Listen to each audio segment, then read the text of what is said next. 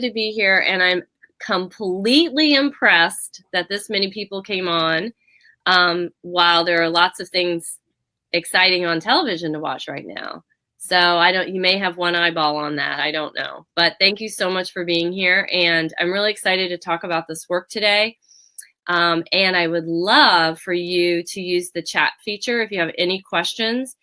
I'm going to take questions at the end and stop a little bit early in case you do have some questions, but I'd love to answer them along the way as well. The other thing is that I have uploaded a handout that is pretty similar to this. It just has a couple of the work pieces pulled out, student work pieces that we're going to take a look at in a little bit. So you'll be able to access that as well and have a copy of the presentation. Plus, also Sheila is recording it, so you can look at it a little bit later. So welcome, welcome. This is some work that I have been working on for quite some time, and it really started with some work that I was doing with beginning teachers, and then it was working so well in the coaching aspect and in the working with pre-service teachers and teacher candidates and then beginning teachers that it morphed into the classroom, and then it just grew and grew. So I'm super excited to share it with you today. So I have to thank my strengths partner, which is Karen Karp. We've been working on what I'm going to share with you. I'm just going to be able to share small pieces of this with you, but know there's a greater body of work that will be available in the spring that if you're interested for doing that. And learning more about it. And also I want to thank, I have some of my future or beginning teachers on here, I'm noticing, and some of my pre-service teachers. And so I'm super thankful because they're I get to experiment on them all the time. So I wanted to start with this quote, which I feel is really centers us in the strengths work, which is that learning in its natural state oh my goodness, I'm so sorry. Learning in its natural state invites the learner to bring forth experiences, ideas, culture, feelings, passions, and interests into oh my. I might have to take the picture off so you can just hear me hacking. So I wanted you to think about this for a second and just really think about how students kind of come to the learning and thinking about, do they feel invited into the mathematics classroom as a whole? And just reflect on that for a moment and punch something in the chat window if you have a response to that.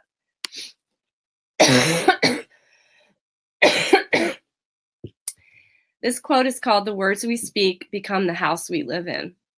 And in this place, I want you to think about, this is from a Rumi poet, Muhammad Hafiz, who wrote about this idea that all of the words, if you could imagine this, that all of the words that you use throughout the day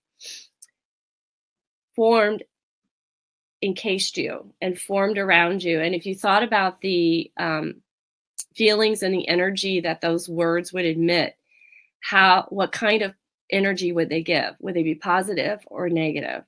And if we thought about how students receive those words, what would that look like? How do they experience mathematics? One of the activities that we do is a little tally chart where we focus on a student who may be struggling or disenfranchised, and we look at how they're experiencing math in the classroom in terms of what are the kinds of things that other students say, peers say to them. Is it something like, pay attention, you're not listening, that isn't a good idea, you need to get started? Or is it, that is a really interesting idea, you have a really good idea, I think that you're persevering and I am so impressed by it. And those kinds of words that surround the students really influence the ways that they experience mathematics.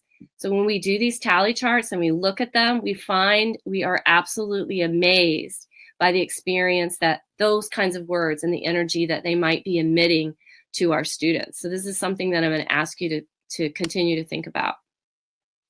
So take a minute and look at these two statements. And I am going to ask you, if you will participate, to type a couple things in the chat window. Looking at the first statement, The student is never prepared for class. He rarely does homework. He is easily distracted. He gets off track all the time. He doesn't know many of the basic addition facts, and he still counts on his fingers. He's very physical and seems to be moving all the time. And then we have the student will persevere through anything. He never gives up. He responds well to redirection and is very well liked among the other students. He's very athletic and loves to move around the classroom to work in different spots. And he responds really well to collaborative activities. What do you notice? I'm not moving on until somebody types something. Anyone? What do you think? Do you have any thoughts that you're thinking about as you're reading those? Uh-oh, I made a threat. Now I'm going to have to hang in there with it.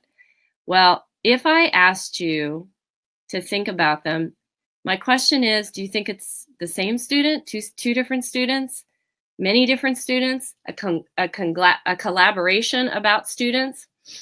Well, what if I told you that the descriptions describe the same student and they're spoken by the same teacher? So let's go back for a second. So just take that in for a minute. It's the same student spoken by the same teacher. In the first instance, this is a teacher that's feeling really frustrated, as we all do. And the second statement is after some strengths-based work and thinking about that.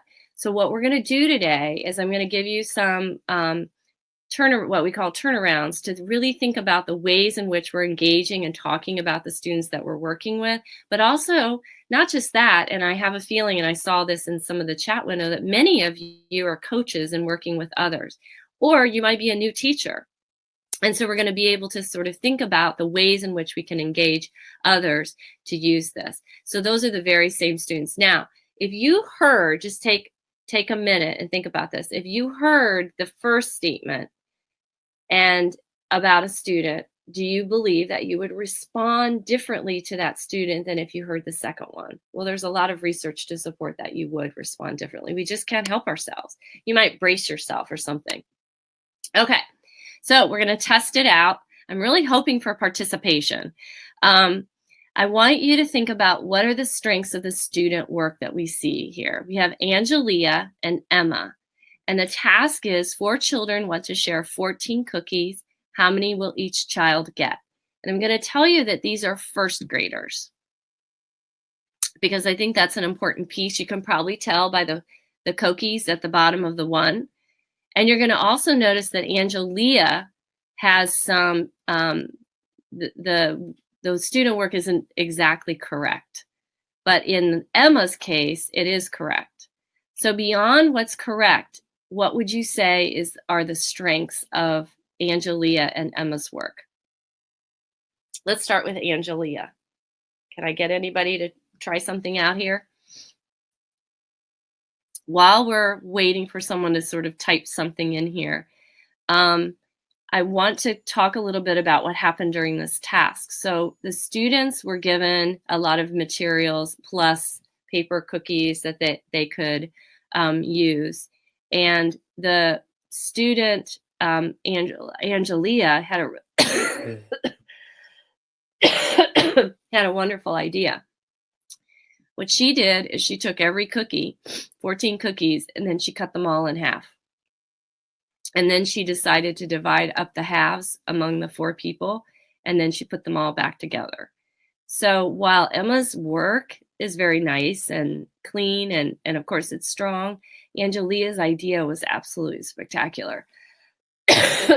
When we examined the work at the end, one of the things that we talked about was honoring the process and the idea that the students had.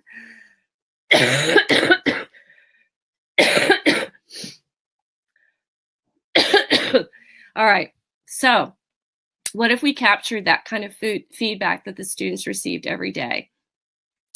What would it look like? Would it be mostly asset-based? Would it be mostly deficit-based? And would it look equitable across the classroom? So in our work, what we're noticing is that it isn't as equitable as we would hope it to be, because one of the things that we're trained to do is diagnose errors, find out what students don't know, and build from there. So when we think about how do we build from the strengths, we're going to have to shift our thinking to be around this idea of looking for strengths first and using that to leverage it, to build a bridge to the things that students don't know. And this is, if we think about the ways in which we're taught, we're assessed as teachers, as beginning teachers, as learning teachers, and as experienced teachers, it is around our ability to quickly diagnose what a student doesn't know, figure out a way to fix it, and get them to move on. So the problem with that, the diagnosis is correct, but the problem with that is that we're not allowing to lift up the strengths that the students are actually demonstrating. So here we go. There are 5 teaching turnarounds. Teaching turnaround 1 is identify your teaching strengths. 2 is your students' mathematical strengths. Turnaround 3 is to design instruction from a strengths-based perspective. That's really meaty and very complex. And then turnaround 4 is to help students develop their points of power. And then 5 is to promote the strengths in the school community. One of the things that we know is really spectacular is when we build strengths in the school community, it just flourishes because everybody is in that strengths-based environment and they're highlighting the strengths that others offer. So what we're going to do is we're going to go through each of these and we're just going to do a mini activity and look at what are some small things that we can do that have a big impact and can be a high leverage practice. So the first one that we do, and I think that you probably want to do this on your own, but to think back on a point in your math teaching when you felt fully engaged and successful. What were you doing? What were the students doing? And in what ways was this experience meaningful, energized, engaging, and valuable to you and your students? And what strengths did you bring to this experience? These are some questions that we ask, and we put teachers in PLCs or small teams, or we've done this like in huge groups, and we've asked teachers to think forward and bring forth a story of a time when they felt really empowered as a teacher. I've done this for many years now, and I will tell you that it is not unusual for teachers to become quite emotional. We are not accustomed to sharing the good stuff from the day. We are accustomed to talking about the things that didn't go well and being very self-critical. So one of the ideas behind this, and this is based in something called appreciative inquiry, and the principles behind appreciative inquiry are what you say grows. So if something was so spectacular and it went so well, how can you replicate it again? How can you build upon that strength to do a good job? And here's some examples of some things that people have said. I'm really good at encouraging student discourse. I have and then when I say, well, why are you good at that? What makes you good at that? It's very difficult for teachers to identify this. And it's really, really interesting because we're just not used to doing that. And people feel funny, like I'm bragging, but that's not what this is. This is about unpacking it so that it can be replicated. I'm really good at supporting students. I'm not saying this about me. I'm saying these are the things that teachers say. I'm really good at supporting students to persevere. I'm really good at building relationships. I can pose open-ended questions. And so imagine that if I'm on a team and my strength is encouraging student discourse, but my teammate, Delise, she's really, really good at supporting students to persevere. Well, what I want to do is hear about how she's leveraging that and making that really powerful. And then she wants to hear about how I'm encouraging student discourse. And then we're lifting each other up. Typically, and in many PLC teams, we're looking at assessment scores that are negative or some kind of problem. And behind appreciative inquiry, one of the ideas is that when you focus only on the problem, you lose sight of all of the amazing, valuable things that are happening. So that's looking at your own teacher's strengths. And one of the things that we find too is that people want to skip this. We don't want to talk about this, but I'm going to tell you right now, this is a critical piece in this piece.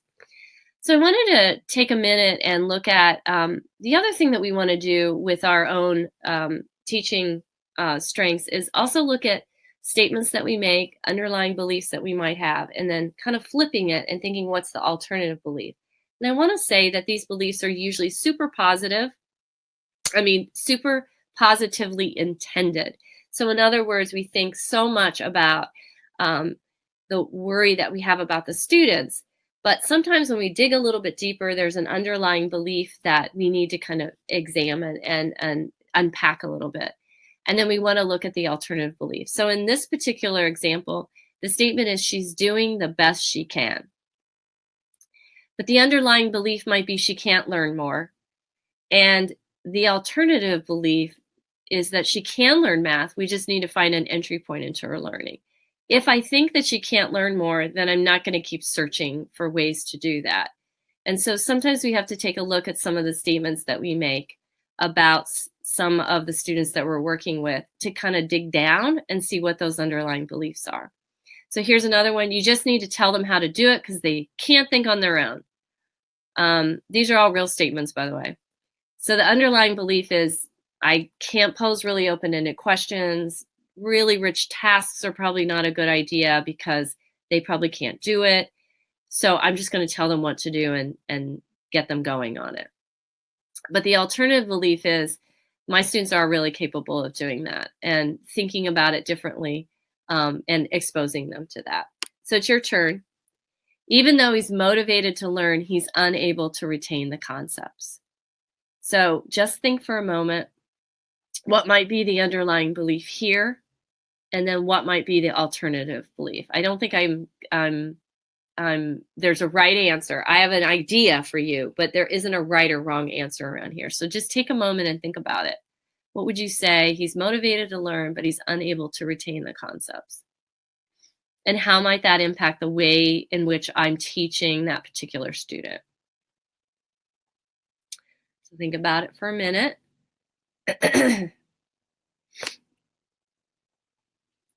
So what do you think about this one?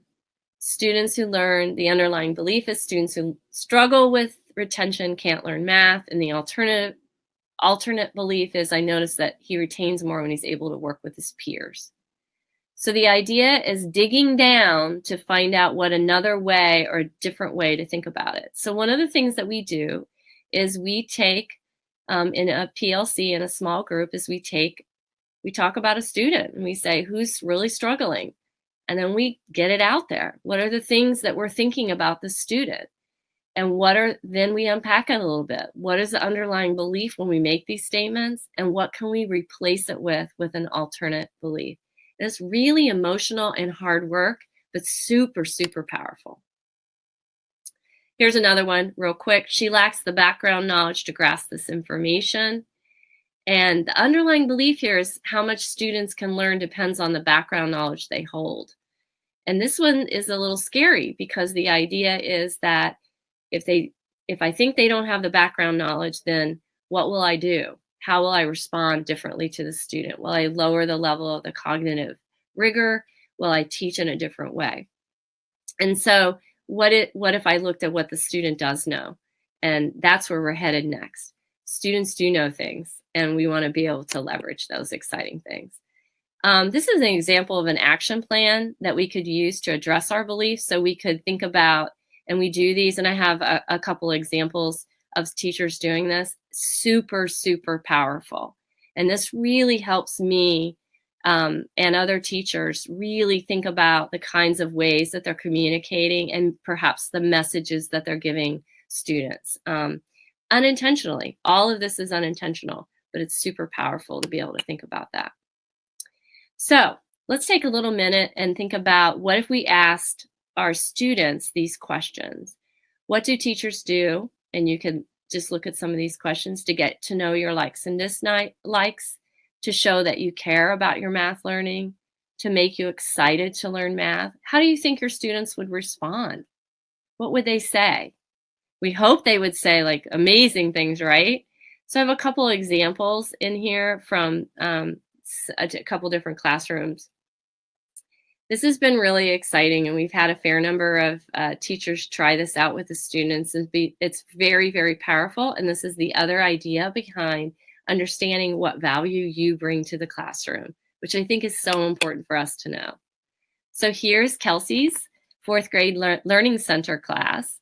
And she did a number of these questions, and she just loved it. I particularly like, I know my teacher cares because she helps me calm down when I'm upset, and then working through a problem with me. And then here's another example.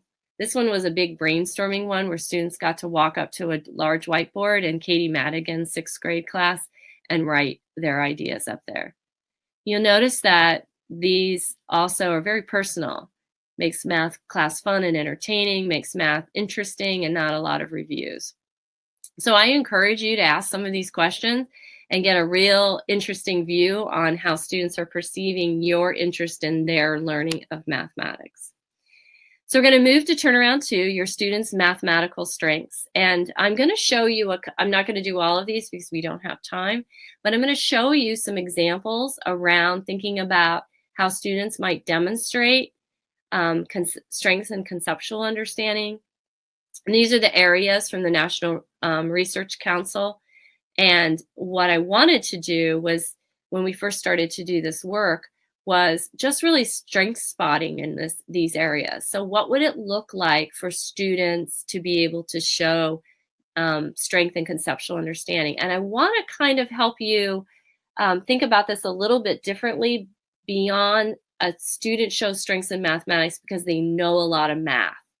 That is, you'll notice that's not necessarily what's happening here. It's the ways in which they're engaging with the mathematics, which is what is super exciting about that. So let's take a look at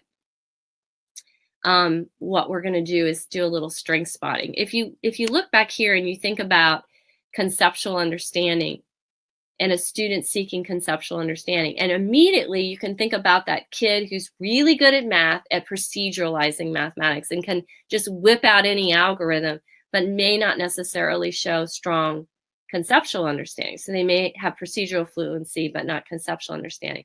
And then you see other students who do show conceptual understanding, but don't necessarily demonstrate the procedural fluency quite yet. So that's kind of the idea here. But what we did is we really unpacked it because we said, let's help teachers figure this out. But we needed to figure out what it looked like first. So let me show you an example.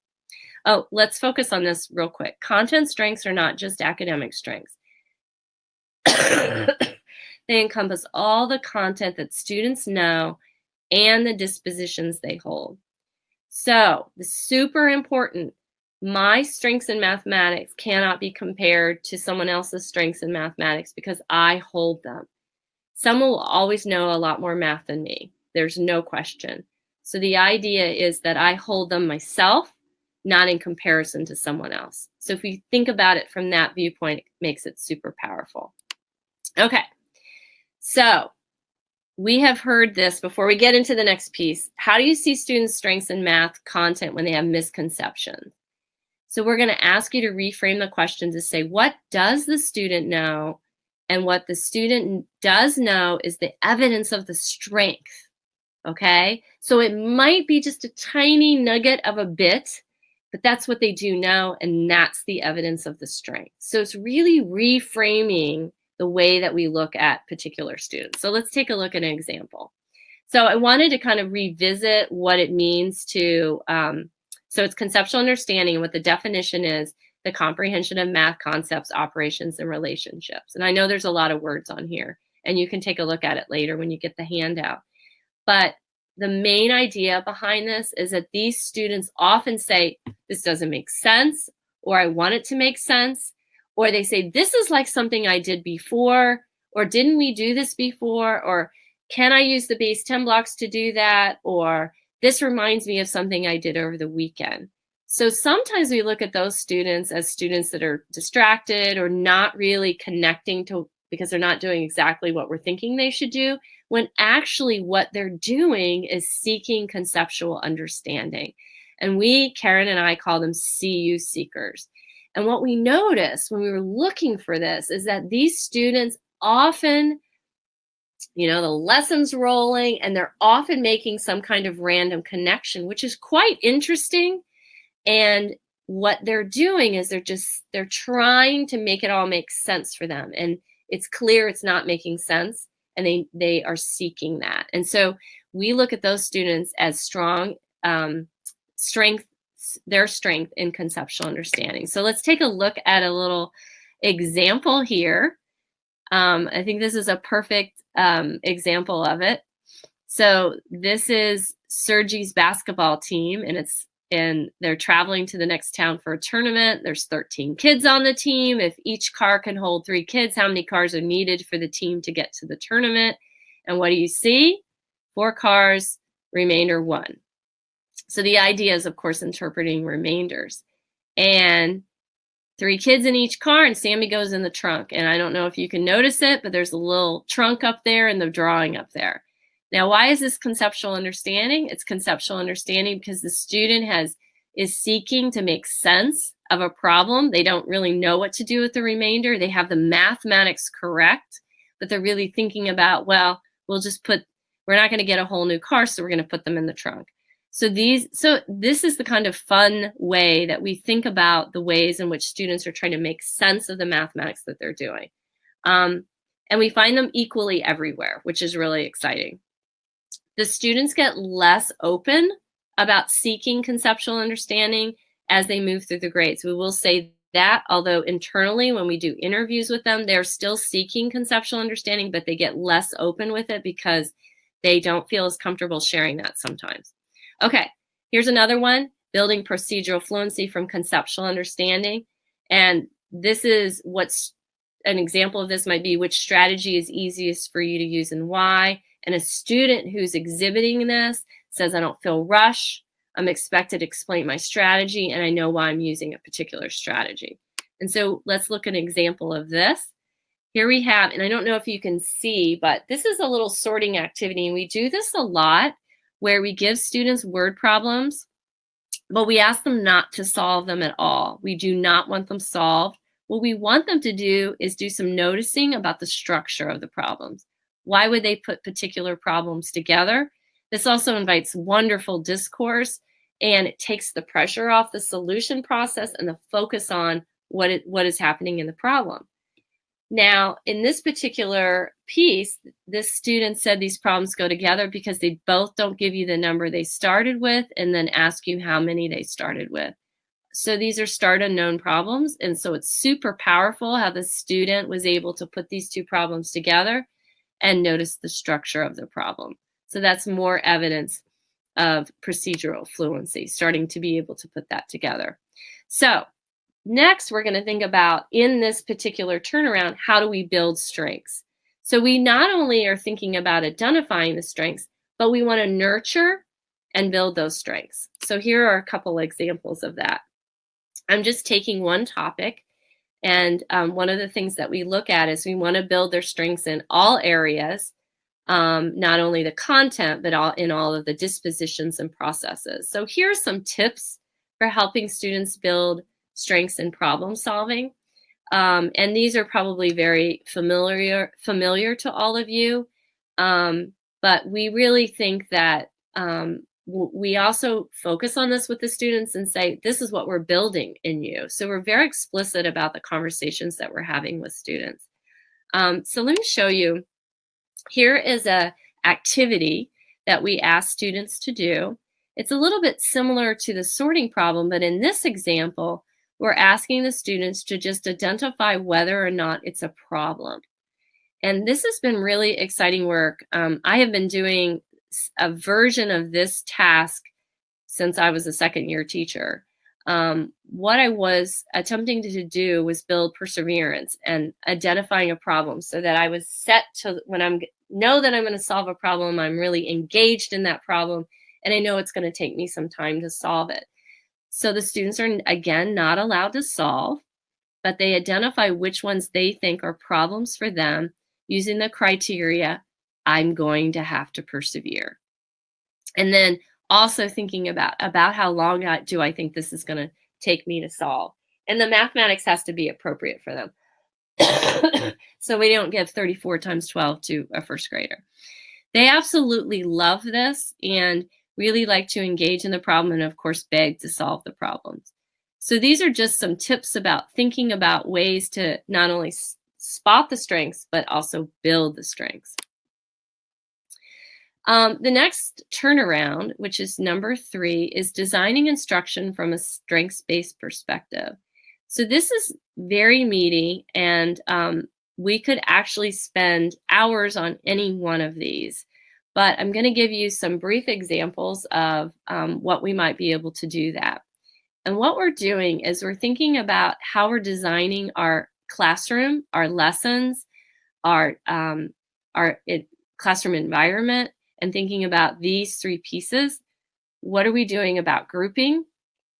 What kinds of tasks are students exposed to and engaging in?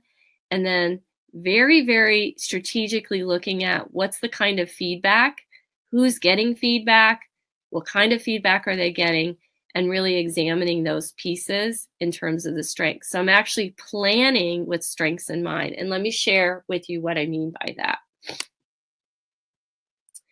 So this has been super exciting. Well, first of all, if you're familiar with Catalyzing Change, and there are new, which is the NCTM book that is for high school, and it looks like it has recommendations for changes that should be made to the high school program, and there will be a early childhood and elementary version and a middle school version coming out this spring. So I think it'll be very exciting. One of the big recommendations is detracking. This notion that ability grouping and tracking and all kinds of ways in which we decide the abilities of students in mathematics and then place them together in the name of hoping to meet their needs is actually, in many cases, hurting students. But one of the things that we've learned is that we can't just walk into a classroom or a school and say, detrack everyone and it will run perfectly, because the instruction has to be designed really strategically to do that.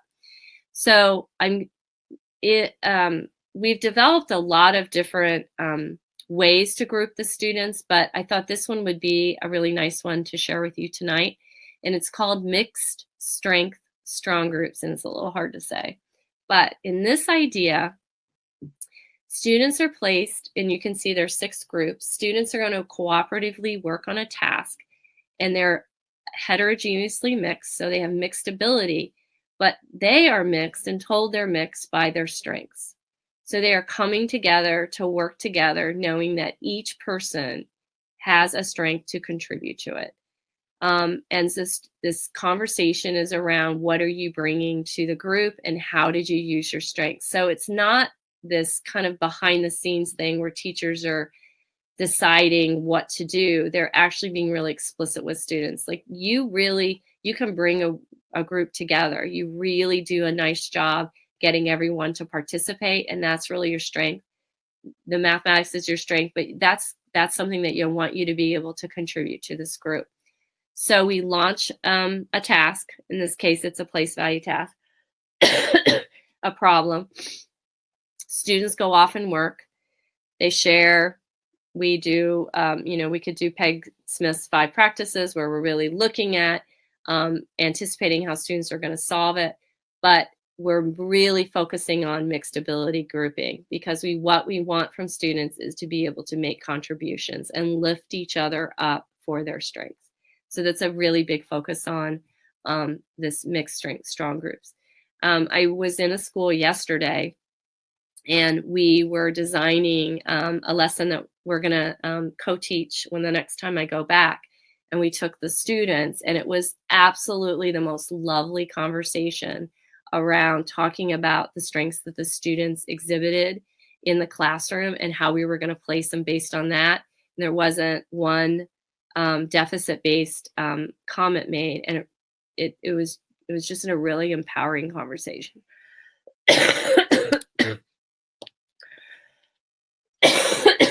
I'm so sorry. And this one, we're looking at 3 perspectives for adapting a task to support student strengths. And we're looking at the access and equity, the math goals, and the formative assessment that we'll be using. For this, we're going to think about, I'm going to show you an example. one of the things that we really want to think about is, can everyone access the task? Does everyone know what the goals are? And how are we going to collect that information? So let's take a look at sandwich task. I call it sandwich task And this one, Kayla made sandwiches for her friends. And then this is so interesting, and I didn't even realize I did this with the 14 people, like the cookie task, except for that she's making them. So it's a multiplication task. So notice that we have, in the second example, we have grinders, then we have po' boys, then we have subs, and then we have heroes. This is the smallest little micro thing that you can do to a task that makes the students completely engaged. So looking at where students are from and thinking about what would be interesting for them to be able to engage in it and get excited by what was happening in the task based upon their leveraging their experience. In our manuscript, we wrote about some different experiences of some different interests that the students brought to the classroom, and how those tasks were designed around not only their interests, but the expertise that they bring to the classroom. And so that really engages that task, but also the students' strengths are illuminated. I wanted to give you a little link here. This is adaptive mathematics. Oh gosh, it looks funny. Sometimes when you turn things into PDFs, it does weird stuff. But this is a task tool on Corwin, and we actually have a task for every standard, and on this website for every grade level standard from K all the way up to middle school, and then there are high school tasks as well. And then we have this neat little adaptive task tool that you can use to adapt it for the strengths of your students. Okay. All right. Turnaround 4, help students develop their points of power. So this is a really exciting piece. And what we do is we actually are very honest with the students about what we're doing here. We want them to realize and recognize the points of power that they have. And so what we've done is we have taken this into, first into like a PLC. 2 teammates can do it. You can do it alone, but it works out really nicely if a couple of people who know the student can do it. And I want you to look at that first statement, because that statement I use purposely because I want to invoke a student that is perplexing, that is maybe hard to reach. And notice that it could have diverted your attention from their strengths. In other words, you find yourself focusing on their challenges instead of their strengths. So what we do is we create this conversation. We usually set a timer, and we ask everyone to talk about, what does the student do when involved in math? When is the student excited? What do we notice that frustrates the student? And then we also talk about when the students shine, and we record all of this. Then we look for a theme. We decide if we notice any patterns. We notice different kinds of things around when the student is shining, and we focus on when do we notice that the student shines. And this is really fun to do in an interactive way, because teachers are really good at this. They find, well, the student is super excited anytime we do, I pull the manipulatives out, or the student really enjoys working with a particular student. And so we look at themes and patterns, and then we ask ourselves, what are the opportunities here for us to be designing instruction and developing points of power around this, something that would work for this student? So most recently worked with a school team to look at a student that was particularly struggling, particularly in the mathematics classroom. So we did this, and then we designed a task around just for that particular student. And what we found was, and we told the student, and the reason that we did that is that we wanted to give the student mathematical authority. We wanted to provide a point of power for that student, to leverage the status of the student in the classroom. And it was absolutely magical. the student was really, really excited. I do want to say that I know this isn't realistic to do like 100 million times, and you can't do it for every student, but it is well worth the time and effort because it's going to leverage and build that relationship with that student. And also that student just really can't even believe that this is happening around something that they're interested in. So these are the kinds of things. Some of the things that have happened is, like, we had a particular student who was a wrestler. And so one of the teachers went and asked the mom if she could video him wrestling. And then she developed a task around wrestling. And I'm trying to remember, this was maybe a year ago, but this student, this completely turned around the student's experience in the classroom. Showed the little video of him wrestling and then shared the task. And it was really a game changer, a huge game changer. So that's just an example of that. The other thing that we do is we develop a strengths superpower list, and we look at different things that we want to see students doing. These are some suggestions. And we have been asked, Karen and I have been asked, and we finally kind of caved in, but we were asked to develop a list of strengths. Please, please, please develop a list of strengths that students might hold. And I was really, I'm going to be honest, super resistant to this because I felt that I didn't want any student to be defined by the list. In other words, they don't show that strength if it's not on the list, or it doesn't exist if it's not on the list. So I'm very clear that these are suggestions of ways that students might demonstrate strengths in the classroom. So these are the strengths superpower list. These are just 3. Students self-identify, which is super important, their superpower list, and sign their name.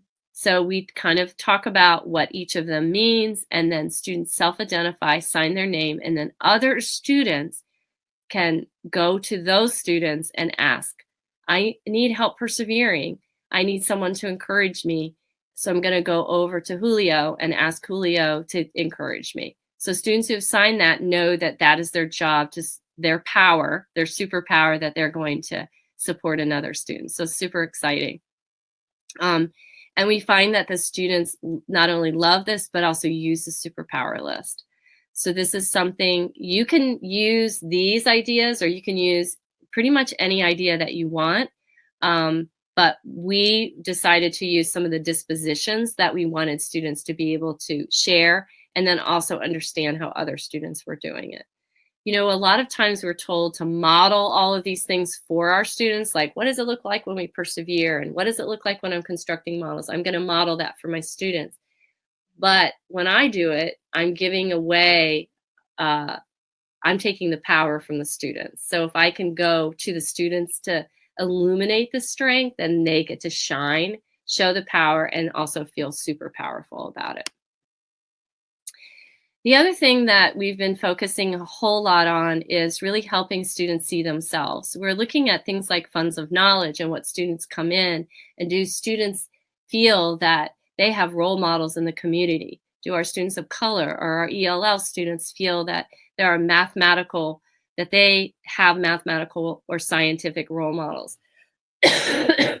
So we have been spending a lot of time doing searching for these, and then also using them in the classroom, and they're fantastic. And these are I just threw 4 on here, but there are many, many new books out that are really supportive of helping students identify where other people, students, scientists of color, mathematicians of color, and from all over the world, so that they feel that they can strive and achieve mathematically. So we also feel that that's another piece of that.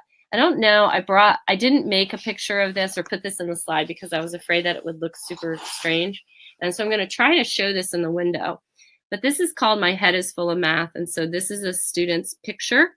It's one circle, and you're going to notice there's a little cut in here, right here. Okay, like a little radius. And on the inside, the student has put her strengths in mathematics. So you're going to notice that I don't know if you can see this picture, but she's put geometry, and she's put addition, and she's put problem solving. There's a little problem solving picture here. And what we do is we have the students identify what they are good at, and then they make their little head full of math, and it turns out like this.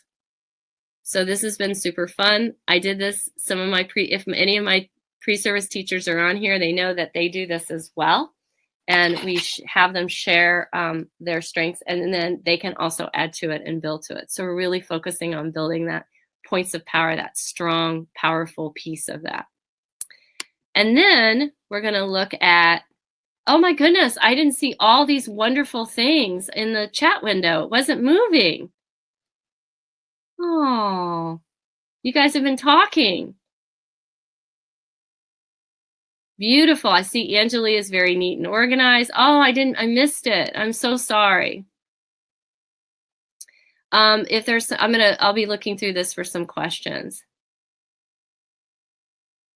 This is wonderful. Oh, I'm so excited. I didn't think anyone was participating. No, we've been having a whole conversation on the side. No, you've been having, look at this. This is bad. I'm so excited. I literally thought it was like frozen and I didn't see anything happening. So how many superpowers are in the book, Allison? So this is really interesting.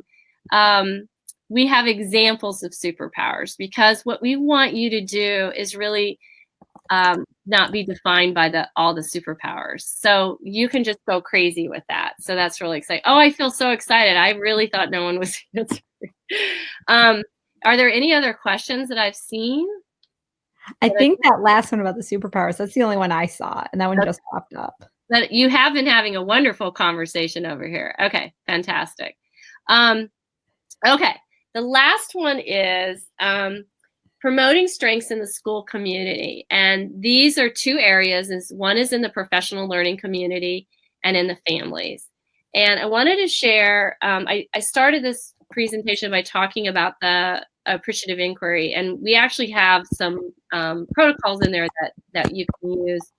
If you're interested, I've shared them in other resources as well. But the idea is that performance culture in an organization grows based on what you talk about.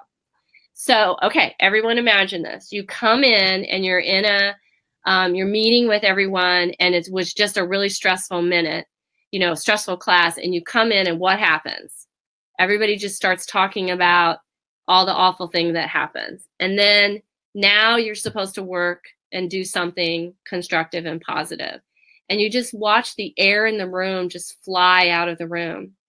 And so one of the things that we know about this, and actually it's documented, is that venting is one thing, but then thinking about bringing everybody in and really lifting up the good things that just happened and really refocusing the ways in which we engage with each other and trying not to go into the deepest, darkest place until we have done all this other good work about the things that go well.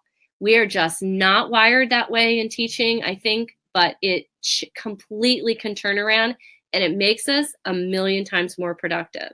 So the thing that's so interesting about this is that when you do this, people feel empowered to try new things.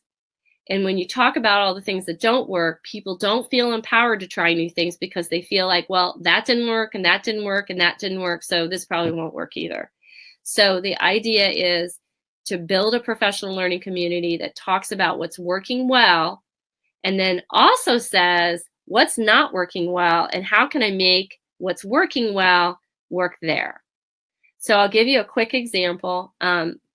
Looking at some data in a school around geometry and why geometry scores were really low, but other things were going really well and geometry wasn't going well. So I said, well, what have you done about other things that have just sparked and done really well? Well, we've done an amazing job really focusing on place value because we found that we weren't doing a good job on place value, but we started doing some intensive work around using manipulatives. We started threading it through. We started doing cycles and going back and doing more spaced ideas so students saw it again and again. We revisit it. So I said, so what about all that you just did could you do for geometry? So, those kinds of things that are super simple, but you're leveraging this beautiful success that you're having.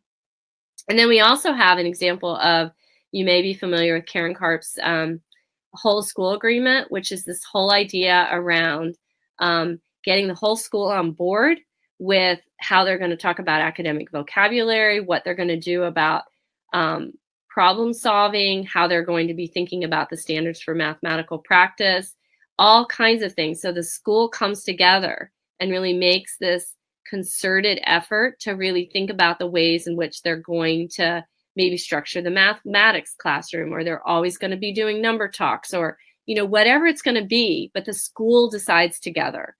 And they kind of work out some of the things that are happening that make students' experiences super disjointed. So in second grade, we do this, but in third grade, no, it's a whole new ballgame. We don't do that. So really thinking about working through that, and super powerful kinds of stuff. So when we're thinking about promoting strengths in the school community, one of the things we know is that we can have a strengths-based classroom, but we can get even more bang for our buck if we can have a strengths-based school community. And so we also work thinking about the ways in which we're going to interact with one another, how we're going to interact with leaders, how leaders are going to interact with us, and so on. So we're really thinking about doing it in that way. So we're kind of winding down here, and I really wanted to give you an opportunity to ask some questions and really think. I know that we went through a lot of different things and sort of entered into this sort of turnaround work in different ways. But one of the things that I want to go back to is this idea of the words you speak become the house you live in. And Karen and I humbly offer that the words you speak become the classroom your students learn in.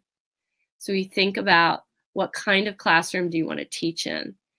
And so we want to just bring forward this idea of setting the stage that every day when students arrive, that they are feeling lifted up, that the ways in which we're engaging with them are going to support their mathematical superpowers. So so I want to open it up for questions now. And I see that Allison asked, how do you structure PLCs to have these productive conversations? What I can do is I can put up another handout. I use an appreciative inquiry cycle that I showed you in maybe the third slide, where we have to begin our PLC cycle or a PLC. For example, if our goal is really to work on discourse, what we do is we go and have everyone think about when they were teaching, when discourse was really working well, when students were really engaged in discourse. And then what we do is we dive in and we unpack it. We seriously unpack it. Like, what was happening? Why do we think the kids were so engaged in that particular thing, that particular task? Why was it happening well? And we go to each teacher and we say, let's lift up what happened there. From there, we move to the action plan. Like, what do we want to do next? Using all of this as our evidence, where are we going to go? Because one of the things that happens in PLCs all the time is we spin wheels, and then we say, we make things really like complicated almost. Like, let's do this and this and this, when actually we are already doing lots of good things. Let's think about how we can tweak it. And we need, one of the other things that we do is we go around in a circle after we've decided what we're going to do, and we rate our confidence level for being able to do that. So if everybody, from 1 to 10, if everyone doesn't have something at least a 7 or 8 or 9 or 10, then we start all over, because that means that we're not feeling confident enough that we're able to do that. So the PLC conversations and kind of unpacking that and changing that protocol has to be set, that this is the focus that we're going to have. We're going to focus on what's going well. And people really get excited about it. It's tough in the beginning because people don't want to brag. They think they're bragging, and that's not it. So I hope that was helpful. But when you go back to one of the first few slides, there's a structure that you can use, and that would be where I would start. I don't know, Delise is on here, and we did something similar in a big institute, and we actually had people crying. So, I mean, somebody came up to us afterwards and said, nobody has ever asked me what I've done well before in that way. Not in what was a great thing that happened today, but really made me dive into what I had done well. And now I feel actually better than I did before. Yes, see what's working and see how we can use what works to move forward, and unpacking it. And also, Allison, if you're a coach, sometimes it's not what we think really should be working. So we have to kind of let that be and then move from there. And then Delicia's sharing, it was so powerful. The process is uncomfortable at first. And you kind of want to bail at first because people don't want to participate. And that's what I thought happened earlier. You want to be like, run away. But if you hang in there with it, you'll really get somewhere. And also, people have to start trusting one another. And this also calls for setting protocols that we don't talk about students using any negative language. It's really huge. And my students know this, that we do not speak about students in any, we don't use words like low kids, even more negative words that we use, because my point is that if I use a negative description of a student and then I'm to go work with that student, I feel like those words are still hanging in the air and I can't do the best job that I could possibly do. So any other questions? You're welcome, Allison. I don't know if I missed any other questions. I can't believe I missed the chat window flying past me. Maybe it was all the coughing. I don't think you missed any. I was kind of trying to watch, unless somebody snuck one in when no, it doesn't look like you missed any. Okay. All right. I see a couple other really good comments about Maureen said bringing students' culture into the task. And I think that's such a good point. I think that's what is really freeing for lots of students. So, well, it has been absolutely lovely being with you tonight. And I'm so sorry about the coughing. And I hope that you find all this information helpful, and please reach out or tweet me or email me if you have any questions. I've really enjoyed being able to share this really important work. Thank you so much. This was wonderful. So